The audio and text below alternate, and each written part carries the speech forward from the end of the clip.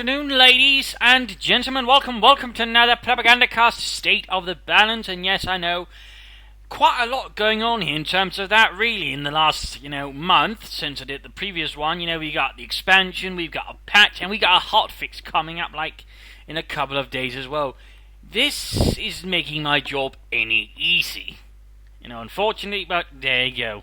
Still gotta make one. Overall, trends sort of largely stick to that. We all got got an indication of trends here with the Brits and the patch and the hotfix. I don't think it's going to hugely change anything there. So, that's good. That's basically sort of ironing out some troubles. Overall, when we sort of look at the different armies, there are certain trends. Usually some armies tend to be a lot harder to sort of budge compared to others. For example, looking at the Soviets, it's rather been stuck to sort of trend of just relying heavily on the light vehicles, shock damage, and then, in most cases they tried to wait for heavy armour. There was a brief period where heavy artillery, for example, was quite fond of being used, but that seemed to sort of wane away. Now it's back to IS-2s.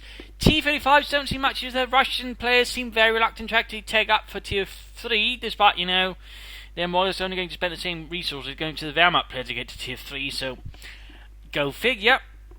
So there's a lot more T-70s, a lot more AA half-tracks. There might be a slight drop in that there after the patch, but overall that seems to be sort of what's sticking, and then usually they're sort of not quite clear what to go from there on.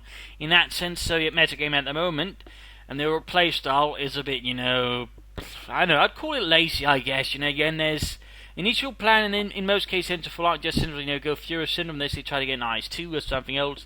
So I've seen some ISU with 152s, T-35s are sort of skittishly used. Overall, again, just seems like falling towards Tier 2 and nothing further than that. A bit boring, and again, they only see themselves as being more easily countered because with the Wehrmacht, for example, just rush for Tier 3 as quickly as possible, and you rather left the Cert player in a bit of an awkward position. But if he's playing for an IS-2, you can hit him down much faster, so in that sense, there's probably some room there for a surprise if you have access opponents back to hitting Tier 3 a bit fast and getting up to T-34, 76s or 85s, and something else to strike back at your opponent. And of course, with Allies or Axis, until they do that, strike the medium tanks before they can sort of react to that. So a few thoughts there. Overall, not so much release change in the Certs. Probably going to see some more partisans after they've been buffed, sort of making their way into the game. That's probably interesting, and probably you should be careful with buildings and the likes, but that should lead to some interesting bits.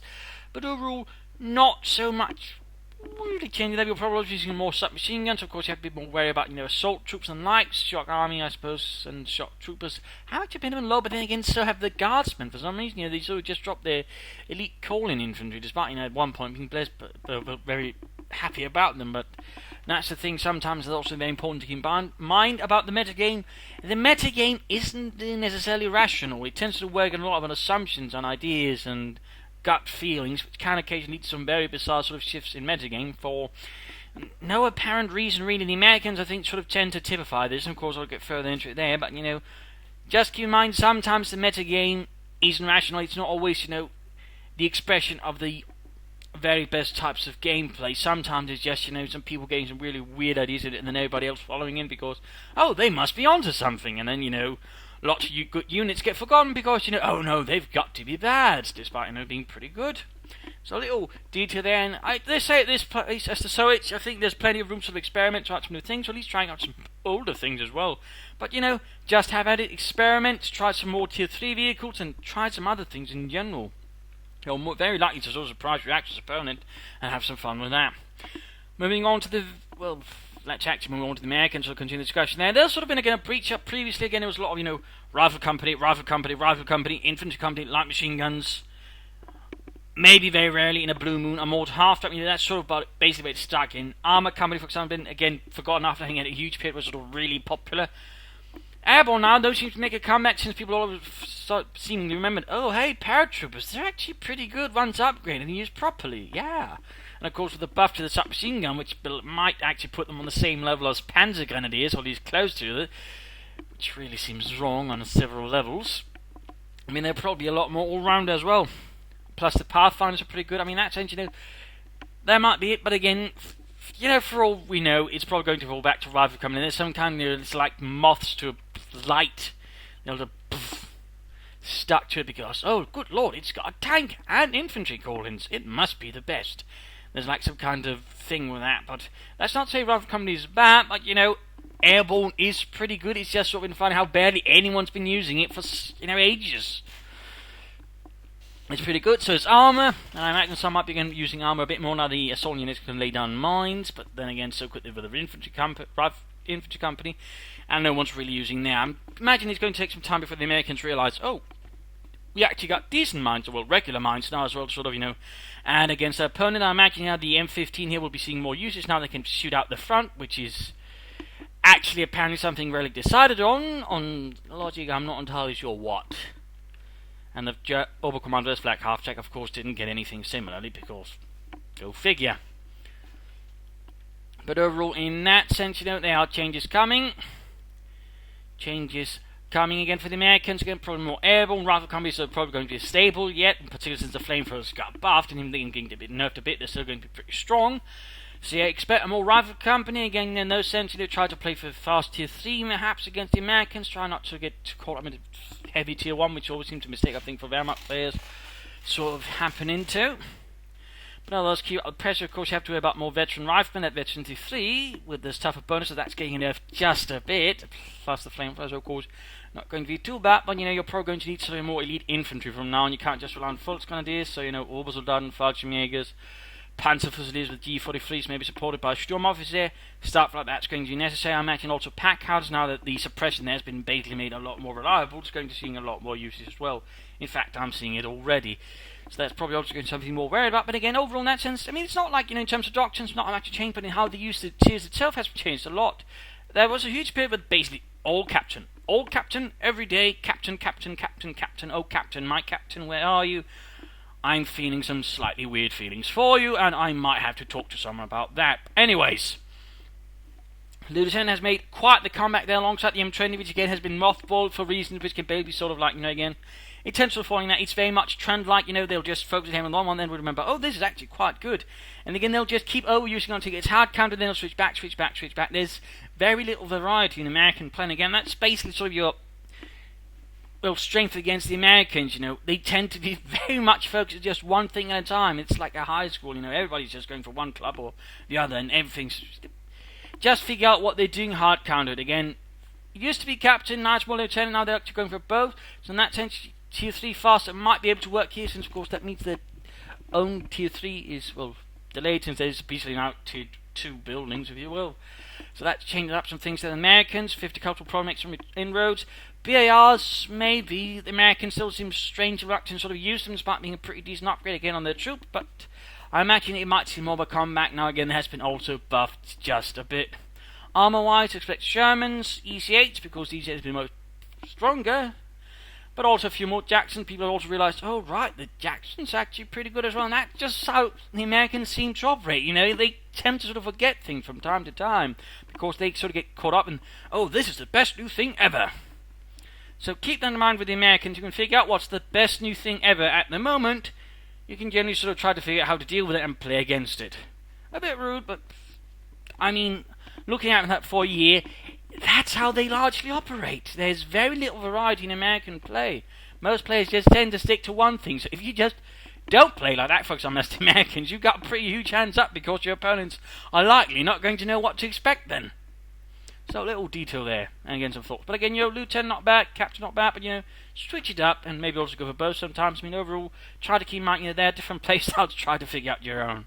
So I think that covers the Americans. Then moving on to the Wehrmacht. The Wehrmacht, again, the Wehrmacht, as usual, seems somehow the one the more flexible there, or at least attracts the more flexible players. Again, there's also different playstyles. Ostrom play seems to be all of a sudden making a comeback, partly because they actually get the bonus in buildings now, which is grand. I mean, some players seem to be regressing a bit. They're going back to the Fuhrer syndrome, that is, going mechanized assault, getting a Stug and waiting for a Tiger. I mean, there's more waiting for Tigers, but I'm seeing all of a sudden Lightning War and other doctrines that can also involve Tigers, also G43s all of a sudden. So there might be some changes up there. I'm seeing plenty of players going for tier 3, also some rushing it versus the Brits, though. That's not a bad strategy at all either. Of course, there's the Allies, the Americans, and the Soviets. That's not quite as strong, but, it can still work. I also see players trying to play straight for tier 4. Generally, though, I never find it works. Problem is, despite Rolling saying, a few patches ago, this is going to make skipping for tier 4 easier, they actually made it quite the opposite. They made it worse, and a death sentence. So generally, as a rule of thumb, don't skip for tier 4. Always go tier 3. In most of the cases where I see someone skip for tier 4, unless their opponents are inept, it doesn't work. I mean, it's currently the Jagdpanzer IV move of the Wehrmacht. It's not because the units are bad, its problem is, it's so resource intensive that you finally get something up from the 4th tier, your opponent's simply going to have a lot more tanks, and you're basically conceded a lot of resources and time to get there in the first place, which basically allows your opponent to either spring back from a disadvantaged position, or if you're equal, you're going to give him a huge advantage. So, rather some problems there. In that sense, we're seeing more Stugs, Panzer IVs, Ostwinds, it's overall a mix of things there. I mean, that's quite nice. We're seeing half tracks. We're all seeing a lot of things there. So in that sense, I think Wehrmacht players always, there's almost sort of, going in different directions. Even with certain units nerfed, there's a lot more going on there. So that's pretty neat. Panzer Grenadiers also seem to be stepping in a bit more slowly into a more sort of role there. Again, more players beginning to use them. More players realizing they're actually pretty good. Again, they're sort of in that sort of situation, just like the paratroopers, guardsmen, shock troopers. But except for the Panzer Grenadiers, it's been much longer time. They're really a lot of months ago. Well, they're actually pretty good. They've just been so focused on Grenadiers ban, they forgot Panzer Grenadiers, in particular with a bit of veterans. They're actually pretty good. Although I would say the buff they got there was essentially a pseudo buff, considering all the other buffs that I hand up. But details, not what I'm here to discuss. So in that sense, considering the Wehrmacht, I mean, you'll have a lot more sort of tricky things to face off against. And as a general rule, I mean, the Wehrmacht sort of tries to play more orderly in most cases. They try to strike against that, try to flank them, try to harass them, and all as you can, you try to sort of always keep in timing, momentum, how many resources they got, and sort of try to predict where they are, and sort of try to counter that. If you can, hit them with medium armor before they can react, or tier 70s. I mean, again, as a general rule, light vehicles still work. It's a pretty good way to sort of quickly boxing in the Wehrmacht player. That way you can still quickly get a tech advantage. Since again, the Wehrmacht at the moment handles light vehicles not frightfully well. Stuart, M20A half tracks, T70A half track of the Soviets, stuff like that. Currently listed with box against the British, of course. You don't quite have those wonderful options. Of course, you're going to have to play differently, but again, that's how you are with the British. Sort of try to play more aggressively, sort of try to play out differently. Quickly go for tier 3, for example, or maybe set up an emplacement 2 to cause them a bit of havoc, force them to have to react to that while you then take up and get out something, then can sort of punch the counter in the face. That's an option as well. But overall, the Wehrmacht sort of seem to go in an interesting direction. Overall, again, doctrinally, bit of spread out again. Some are regressing. Like a child who only recently gave up on their pacifier, but want to get back to it because it's so nice and comforting. I mean, there's going to be players like that, so, keep an eye out. And again, if you basically see nothing for a long period of time, no medium armor, they're going for a Tiger. Hit the medium armor as fast as you can, and then push onwards. So I think that sort of largely covers the entire of the Wehrmacht is approaching. And overall, the one sort of seems to be going most directions. And again, seems to have the more adaptable players. Looking at the Oberkommando West, Battle Group Headquarters, Mechanized Regiment has largely, had a brief period there versus the Brits and Americans, but, has largely gone into the forgotten age. Basically, for most players, seemingly not worth it. Doctrinally, it's still a lot of Luftwaffe, fortification, which they never use very well. There are some Jägerlight infantry. Lead armor has gone the way of the Dodo. The Sturmtiger's popularity there was very brief, as was to be expected. Well, Breakthrough seems to also make a slight comeback. That's not a bad doctrine at all, but again, that whole, we forgot sort of thing, what should we call it? Meta-amnesia, if you will. Let's just call it that. Meta-game amnesia. Basically, things that are good are apparently forgotten to be good, because you kept using it so much, it gets hard counted, and then of course, oh no, it's bad. So, I mean, for the Oberkommando West, properly is the light infantry gun. It's gotten heavily buffed here with the last few patches. Perhaps a bit too much. There might be some nerfs inbound now. Wouldn't be too surprised. Incendiary grenades will certainly help them with sort of dug-in opponents, but overall, wasn't something if it was really necessary. So they could always play around it to a certain extent, and then bring up the infantry guns and blast it to bits. I mean, we're seeing more Panzer IVs. Some looks as Jagdpanzer IV as always is used by some curious people. But again, Mechanized Regiment, not really. The flak half-track really needs something, I think, some kind of buff to make it worth it. And Puma, well, it's nice, but, it's not a tank. In that sense, most people are just going to go for a tank relying on Raketenwerfer to deal with the light vehicles, or Panzerich want to get there. Sturm Pioneers seem to make a slight winning back in as well there, and I'm seeing more players using Orbital, so that's also neat with the nerf there to the cost of the infrared Sturmgewehr, which basically means it's a buff overall. I mean, we're seeing more of those as well, so that's pretty good there. And all for the Oberkommando West, I mean, if they're going to try and dig in one area, try and play around them, bombard them, use white phosphorus, use fire, whatever you got there. I mean, you don't see a lot, sort of again high variety there with the Oberkommando West. That's again largely due to a lot of good choices. Again, mechanized rating for a lot of Oberkommando West players just doesn't quite feel like it. I mean, more Kubwagons also now that they can counter snipers, they do have a bit more purpose. So do be careful about those as well. But overall, there's not so much else to sort of really say there. It's sort of largely the same patterns as, well, last month and the month before that. Though I suppose Volkswagen spam is a bit on the back way, lessening a bit, but not a lot. So it's a bit harder to determine that, I suppose, in some sense. But overall, it's still the same thing. Largely just try and get out some armor as soon as possible, because the rest is not frightfully good. And again, it tends to be the Panzer IV, because the Panzer IV for the Oberkommando is pretty much the best investment you can make, unless you really need to deal with armor, in which case it's the Panther. Some players, there's always been a drop in your people just playing straight for the King Time, because now they have the Panzer IV. Some will play it again, they'll find just like when you're going for the Panther as the Wehrmacht, without getting anything before that, it's going to hurt. So there's that. And then finally we have the British. The British, of course, they've only been recently. There's a lot of, learning bumps there. A lot of people sort of seem to have tried to play them like the Americans or the Soviets. They've been burned. And they've also forgotten very quickly about the Bren gun, which actually pretty good upgrades, but for some reason, it never happens. There's a lot of munitions split with the British. Doctrines seem to largely fall on Vanguard, special weapons, or the one with the AV engineer, and commando and, artillery. And the other one there seems to have been slightly forgotten, despite always being good doctrines. I mean, in that sense, then again, we've sort of seen clear patterns over here, and I imagine they'll sort of be changing forward to the next, state of the balance. We'll probably see Commando making a bit of a return, artillery as well, and so on, as they sort of really get a further grip there. And I imagine also once people again realise, oh, hey, Bren guns are pretty good, they'll be making a return. Vickers, universal carriers are always good things. Then, of course, you always have to be sort of mindful of Vickers carriers, but again, in that sense, British openings are diverse. We see some with Vickers, we see some with intersections, we see some with universal carriers. Most British players probably only go for one universal carrier, though some can, try and trick you with more than one, but those are rare. AC, while handy again, seems to have quickly gone into the book of, amnesia. Bofors is popular, even with the nerf there to the brace. I'm pretty sure it's still going to be popular, because it's still pretty good if you set it up in the correct position.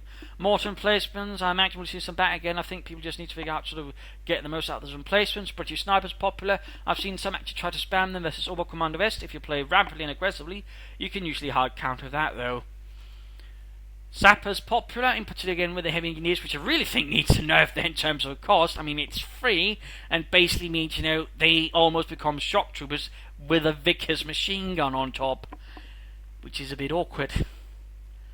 Armor-wise, Cromwell's, Centaur's really popular right now. I mean, you expect Centaur rushes, and again, some players playing for Churchill, Crocodiles. And again, that sense, it's a bit hard to make fully statements because again, it's sort of really malleable at the moment. There's really a lot of direction there some players are taking, but again, Centaurs really seem to sort of want things. Again, they're sort of basically trying to hit the heart there where this really gets the most impact versus infantry that way push forward, because that's what the British are really good at the moment, murdering infantry. Though the Firefly, is probably making a bit of inroad. It had a brief period again where no one used it, then people seem to realize, oh right, Firefly, good too. Common as well, regular Churchill again, sort of swing about here. It's a bit hard to sort of make sort of judgments on that because again, we've had less than a month here to sort of really deal with it. Again, it's sort of malleable changes as people sort of try and figure out what works. I mean, it's probably going to take a few months more before we're sort of seeing any sort of real stabilization. But, in that sense, it does seem flexible. It certainly seems a bit more to going to, and again, partly to the players than, say, the American or the Soviet meta game. It doesn't seem to quite, transfix on the American style there for just one thing at a time. Always one thing at a time. So we'll, of course, have to see where that goes off to.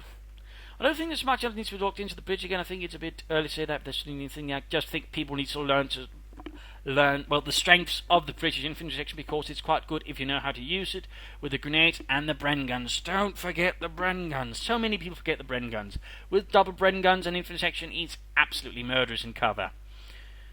Beyond that, though, there's not much. I would like to see something for the Stormtroopers, perhaps a few other doctrine units like the Assault Gunners and the likes. Could see perhaps some buffs and so on. But otherwise, I'm a bit more careful about sort of touching armour at the moment as well.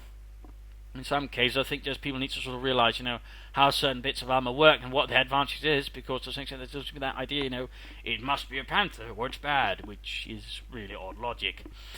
So I think that really covers it for the sake of the balance for this month. Again, it's a bit hard for you to sort of make any sort of further, and again, sorry if I sound a bit, more messy than usual, because, well, there's been so much going on this month at all. Again, several patches, new army, hot fixes inbound. I mean, there's a lot happening here, so it's a bit hard for me to pin it down. Again, when you're dealing with a new army, it's a bit more tricky to sort of get a full, head on it. In particular, with the British are reasonably well designed, but again, some people seem to be more getting used to it because again, it's so different from the rest of the Allied armies, and that seems to really getting some players a bit of a head-scratching exercise. So I think that rather covers it. But thank you for watching. Hope this was educational. Hope this gave some better ideas how to play the game and how to deal with other players. I mean, did leave a few hints and suggestions here and there. So if you did, feel free to like the video, subscribe if you haven't already to the channel, and of course follow me on Facebook, Twitter, and so on. This is Imperial Dengsi. Cheers, thanks for watching, and hope to see you all another time. Bye.